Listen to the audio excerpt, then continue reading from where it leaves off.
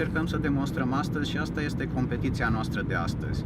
Corect. Dintr-o zonă rezidențială spre centrul orașului, o mașină, o bicicletă electrică și un autobuz.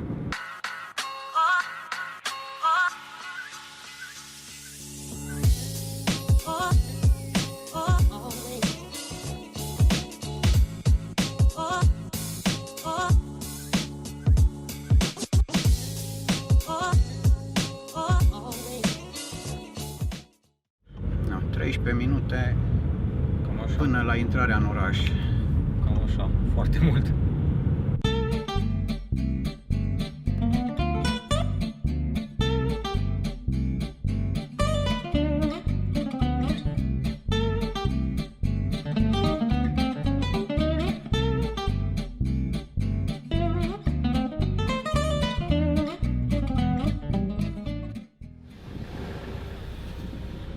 A început nebunia.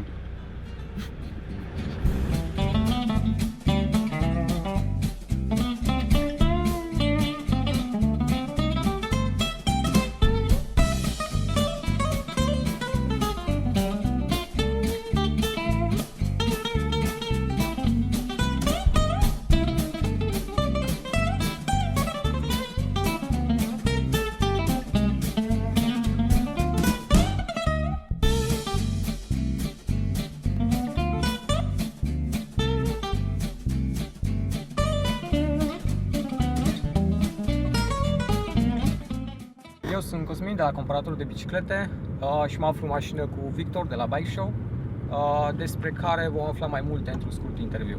Îl avem pe Claudiu în autobuz, pe Andrei pe bicicletă. Sunt aici cu Victor. Salut, Victor! Salut, Cosmin! Vreau să știu mai multe despre tine și mai ales ce ține de biciclete, adică hai să vedem cum ați ajuns să comercializați biciclete și care este legătura voastră cu ele. Înainte de a spune asta, hai să spun cum am ajuns să ne cunoaștem.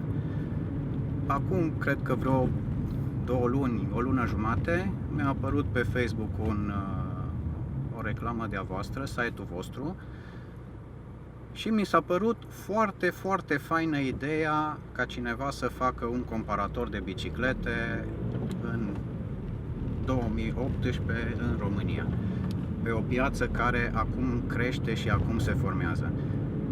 Eram prins atunci cu altceva, i-am dat lui Mihai, i-am forwardat mesajul cu un comentariu scurt: cu ăștia trebuie să luăm legătura. Și Ok, ne bucurăm. așa am ajuns să ne cunoaștem. Cum am ajuns noi să ne ocupăm de biciclete? Trebuie să spun că noi ne ocupăm în primul rând de IT. Durerea noastră, sau cum vrei să spui, este că acolo avem de face cu clienți care sunt la job și sunt de cele mai multe ori destul de încrâncenați. Am căutat niște clienți care sunt în timpul liber și care se ocupă de hobby-urile lor și i-am găsit în segmentul ăsta. La început ni s-a părut o relaxare, o distracție, dar începe să devină un business și ne place tot mai mult. Victor, ne bucurăm foarte mult că ai văzut reclama noastră și mai ales că ne-ai contactat. Din câte am văzut, voi vindeți biciclete din Italia. De ce tocmai din Italia? Ideea inițială la noi a fost de biciclete, generic.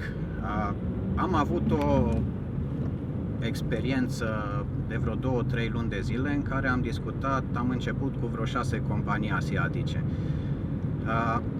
Foarte repede ne-am dat seama că nu-i pentru noi, nu-i ceea ce vrem noi și Probabil nici calitatea.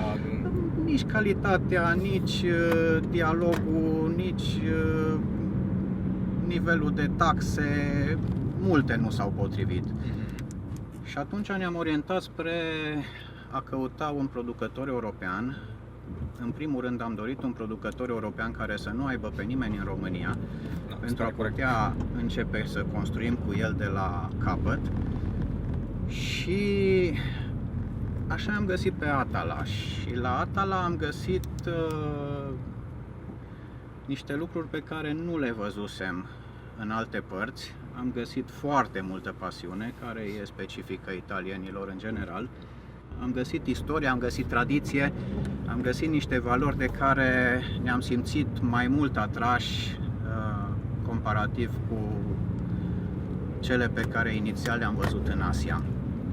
Un alt motiv este că au o gamă foarte mare de biciclete, de la cele de oraș, trekking-uri, MTB-uri, road-uri până la tandem și folding, și cred foarte tare în fenomenul e-bike cu care ne întrecem astăzi. Corect. Sper, nu știu, mai avem oare șanse să ajungem înaintea lui? Totuși vorbim despre o bicicletă electrică care, deși e limitată la 25 km pe oră, eu zic că prin oraș e mai mult decât suficient. Ai spus despre Atala și istorie.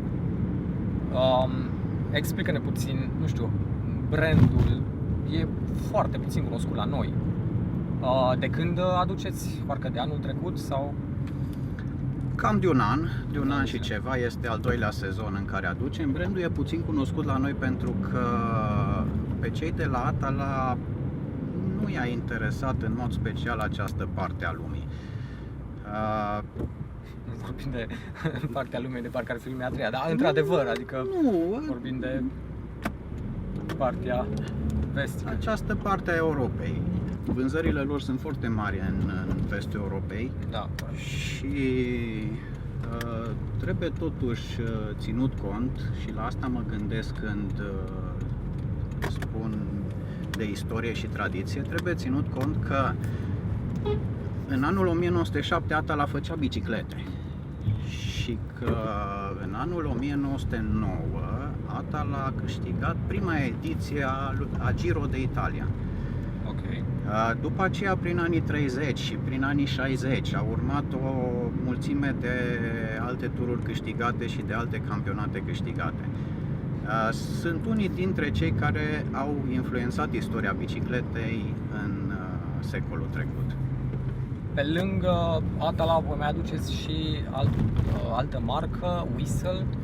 Este tot a lor sau de unde vine? Da, Whistle este tot a lor, este o marcă originală din Colorado, o marcă la origine americană.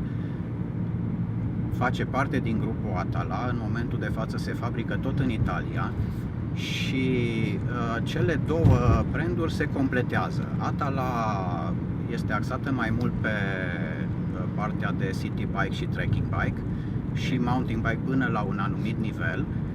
Este adresată în primul rând sectorului mediu al pieței, pe când Whistle este adresată sectorului expert și chiar către profesionist și axată în primul rând pe road bike și pe MTB-uri. Ok, deci să înțeleg că Atala acum, după 100 de ani, nu se mai preocupă de partea asta de competiții. Nu mai prea interesează sectorul ăsta. Atala este foarte implicată în competiții în momentul de față, în competițiile de e-bike. Ai adus vorba de e-bike-uri, se pare că într-adevăr este un subiect foarte discutat și la noi, apar tot mai multe branduri cu e-bike-uri. Poți să-mi dai mai multe detalii despre ele? E-bike-ul este o invenție uimitoare, o chestie care permite biciclistului să facă exact atâta efort cât vrea sau cât poate. Revenind la e-bike, este o bicicletă asistată electric, nu este un scooter, nu merge fără să pedalezi. În schimb, amplifică pedalatul între 0 și 400%, în funcție de model. Da, de model și de cum o setezi. Ele sunt limitate la 25 la oră, asta din considerente de legislație. Poate pentru unii pare puțin, dar gândiți-vă, de exemplu, ce ar însemna să urci la Păltiniș sau să urci pe Transfăgărășan cu 25 de km la oră, pedalând ca pe loc drept. Corect, cred că e o senzație destul de plăcută. Da, ca primă impresie așa pare a fi o bicicletă de leneș, că asta e un subiect greu de înțeles pentru oameni, mai ales pentru cei care se dau de ani de zile pe bicicletă, fac foarte mulți kilometri pe an și când aud și mai ales văd oameni pe biciclete electrice spun că sunt lene și nu vor să depune efort sau așa. Oare chiar așa să fie? Adică oamenii chiar așa văd treaba asta? Așa ni s-a părut și nouă la început, dar pe parcurs am identificat, am descoperit mai multe categorii care se bucură foarte mult de această invenție. Gândiți-vă că un full suspension electric poți să ajungi mult mai sus, mult mai repede, mult mai departe, pentru că apoi să te poți bucura de coborâre, de downhill. Gândiți-vă că cu un hardtail electric poți să ajungi mai departe și în primul rând ce mi s-a părut mie cel mai interesant, poți să iei cu tine prieteni care altfel nu veneau cu tine pentru că nu făceau față traseului. Iar cu un city electric poți să mergi spre și dinspre locul de muncă fără să depui un efort foarte mare, fără să fie nevoie să fii în echipament de biciclist, deci poți să mergi efectiv în ținută business, fără să transpiri, să mergi la servici. Voi acum aveți un showroom, am înțeles, pe care l-ați deschis de anul trecut, dar vânzările au început și încă continuă pe mediul online. De ce acolo? De ce mediul online? Online, în primul rând, pentru că încolo se îndreaptă lumea, pentru că este foarte simplu pentru client și nu în ultimul rând pentru că unii ca voi au idei care fac acest online și mai simplu și mai sigur. Avem un showroom, într-adevăr, în Sibiu, unde clienții pot să vadă aproape toată gama de biciclete, pot să le testeze, pot chiar să le cumpere.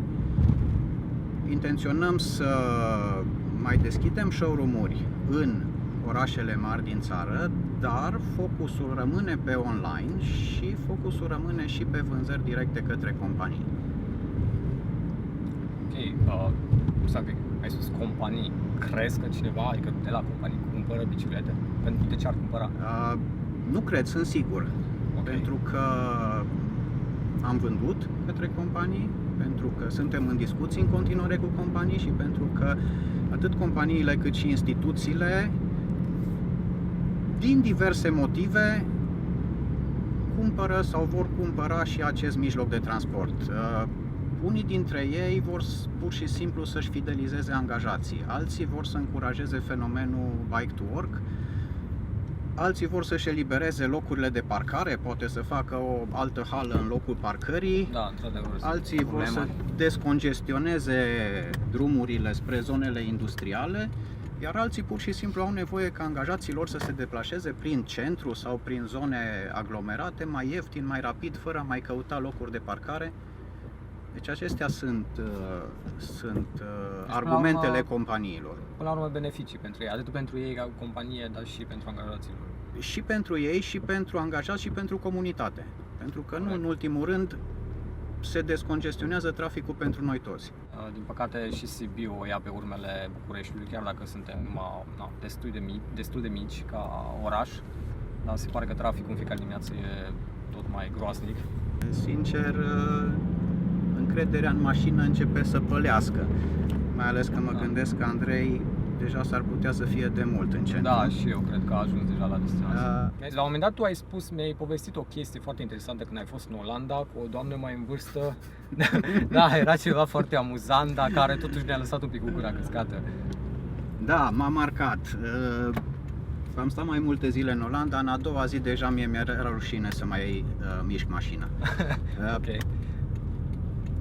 De la domni chief executive la costum și cravată până la mame cu 2 sau 3 copii pe portbagajul din față, pe portbagajul din spate, pe toate părțile, am văzut tot ce se putea vedea pe bicicletă. Însă cel mai mult m-a marcat o doamnă, nu știu cât, 70, 75, 80 de ani, nu știu cât avea, dar de o parte și de alta a portbagajului bicicletei avea 2 cârje. Deci okay. Doamna respectivă avea probleme la mers. Deci ea când se dădea jos de pe bicicletă trebuia să se ajute de cârje ca să meargă, dar ea era pe bicicletă. Era cumva Deci o bicicletă electrică sau?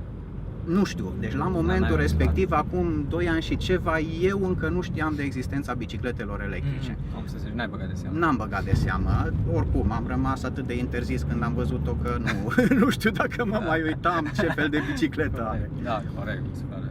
Da. Cred că la fel oricine s-ar fi uitat, mai ales noi, cei de aici. Când mergem în altă țară și vedem atâtea biciclete și oameni, cum spui tu, de tot felul pe biciclete, chiar nu-ți mai vine să scoți mașina. La noi, în schimb, e cam invers momentan. Ne apropiem de final. Cu ocazia asta, Victor, echipa Compare Bikes vrea să-ți mulțumească pentru acest interviu. Și eu vă mulțumesc. Chiar la destinație o să ne mai aștepte bicicleta pe care Andrei a mers, care probabil de mult a ajuns. Câte cafele au fi băut Andrei? Da, destule, a și mâncat, cred că se simte foarte bine. Tot acolo ne mai așteaptă alte 2 biciclete electrice despre care vom vorbi și le vom face un review. Deci, stați aproape.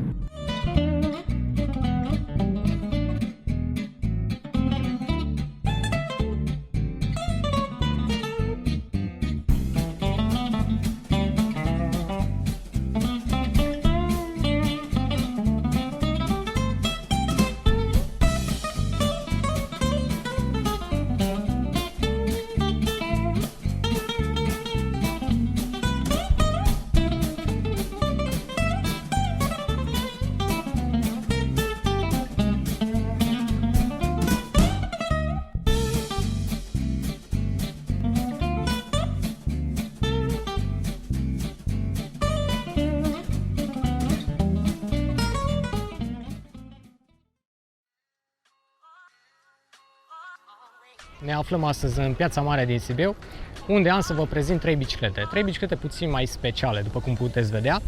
Sunt 3 biciclete care au ceva în comun, toate 3 sunt electrice. Da, este vorba despre acel subiect privit puțin mai încruntat de iubitorii de biciclete. Asta datorită faptului că, așa cum am discutat și la interviu cu Victor de la bikeshow.ro, bicicleta este încă privită ca fiind o bicicletă pentru leneși. Cel mai greu aspect de înțeles pentru oameni despre biciclete electrice este utilitatea și principiul de funcționare. O bicicletă electrică nu este o motocicletă, scooter sau o bicicletă motorizată. Ești nevoit să pedalezi ca să te deplasezi. Pe orice alt tip de vehicul cu 2 roți motorizat, practic stai și te deplasezi doar cu propulsia dată de motor. Sunt lucruri total diferite, dar încă greu de înțeles. Principiul de funcționare este foarte simplu. Bicicleta te asistă la pedalat, dar nu va merge niciodată singură. Motorul bicicletei se activează doar în timpul pedalatului. Ok, dar întrebarea pe care foarte mulți dintre noi o punem rămâne aceeași. Cine și de ce ar folosi o bicicletă electrică? Răspunsurile sunt multiple, iar noi am ales câteva dintre ele. Primul ar fi, încercăm să ocolim nevoia de a apela la transportul public. Nu există nimic mai enervant și deranjant decât o dimineață de luni înghesuită de alte corpuri transpirate cu un odor precum o conservă de sardine deschisă. Răspunsul numărul 2 ar fi rapiditatea la deplasare. Fie că alegi transportul în comun, fie că alegi mașina personală, un lucru este cert. La orele de vârf, bicicleta rămâne cel mai rapid mijloc de transport.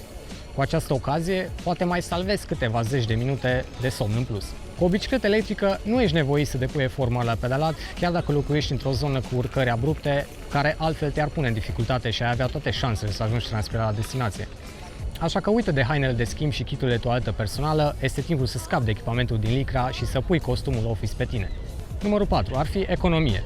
Oricum ai pune problema, o bicicletă este mult mai economică. Deși prețul unei biciclete electrice este ceva mai piperat față de prețul unei biciclete normale, acest lucru se amortizează în timp. Este foarte simplu să ascundem costurile care vin împreună cu o mașină. Pe lângă prețul unui autovehicul, mai avem cheltuieli precum parcări, reparații, schimb de anvelope noi, schimb de ulei, costurile componentelor, iar pe lângă toate astea, nu putem scăpa de costuri regulate ale alimentării. Numărul 5 ar fi, poate ai prieteni care ar dori să te însoțească în tururile tale mai dificile pe munte.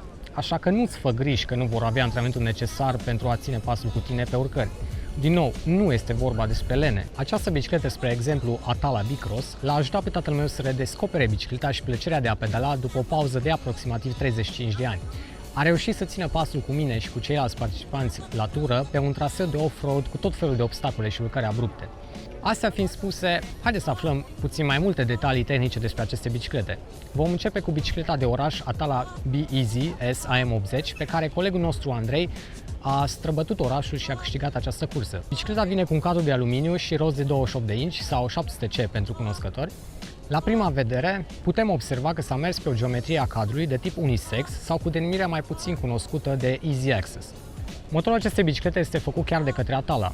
Un motor Atala AM80 cu o putere de 250 de W, 36 de V și cu un cuplu de 80 de Nm.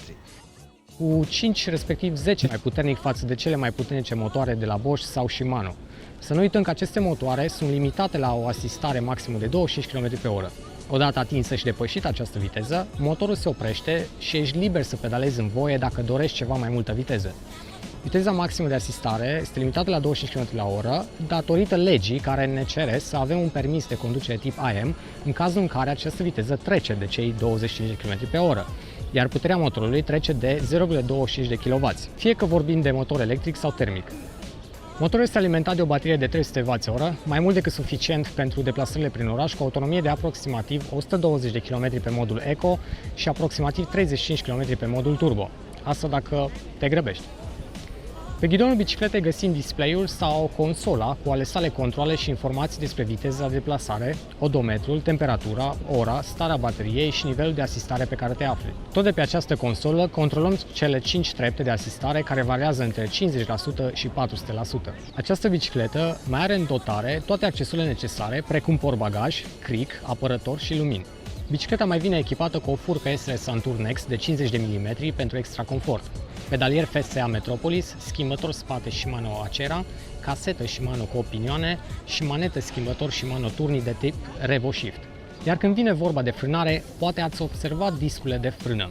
La o bicicletă electrică suntem de părere că frânele pe disc sunt necesare chiar dacă vorbim despre o bicicletă de oraș. Cei de la Atala s-au gândit că frânele hidraulice Shimano Altus sunt o alegere corectă. Când ne gândim la o bicicletă de oraș, ne gândim și la confort. De aceea bicicleta vine cu o șasele Royal foarte confortabilă, ghidon ergonomic și pipă ajustabilă de la Byte.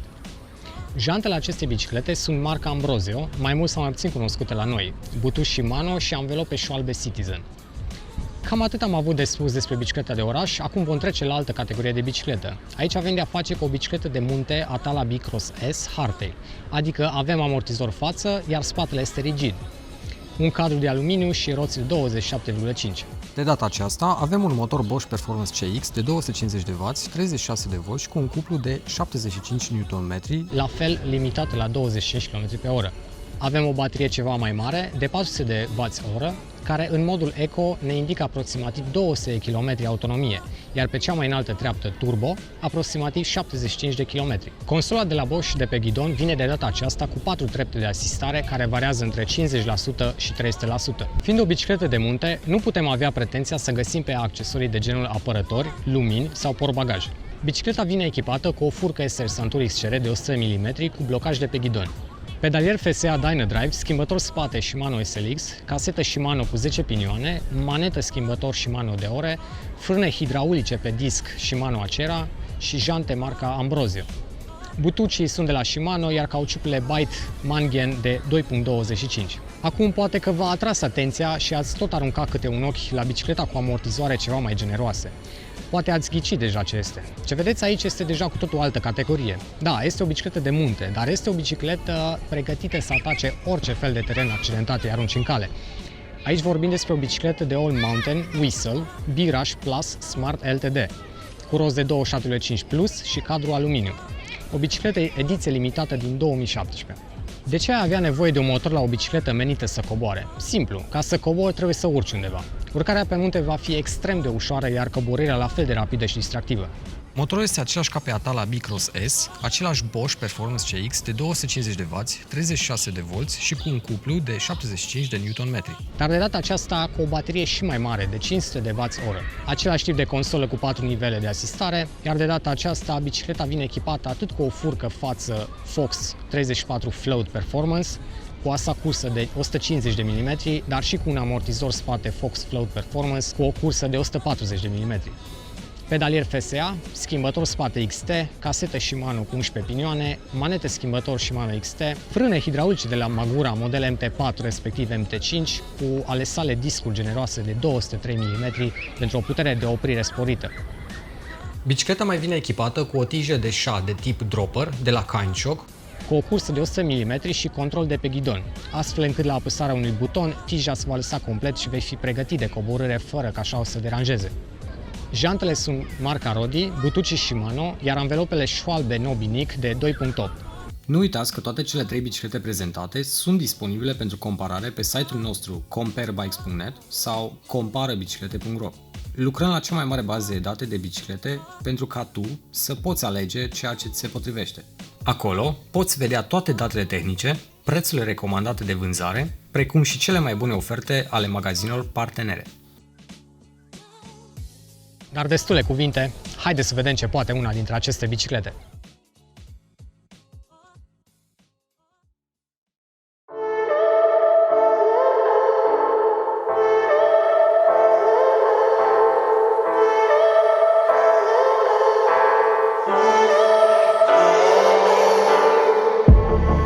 I'm feeling so hollow, don't you know?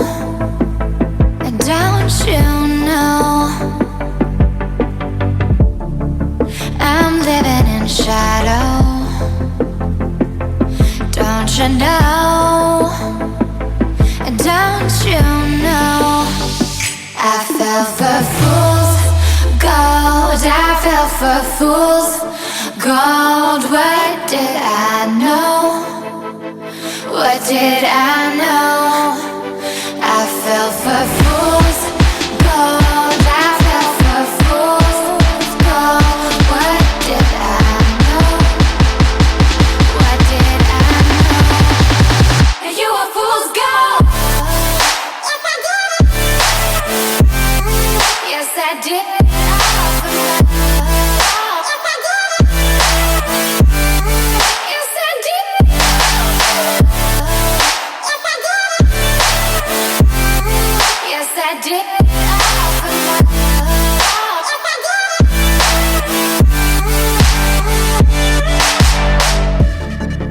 And I did it all for love. Yes, I did it all for love. Oh, they say fools believe in it, so I guess I'm one of them. Don't you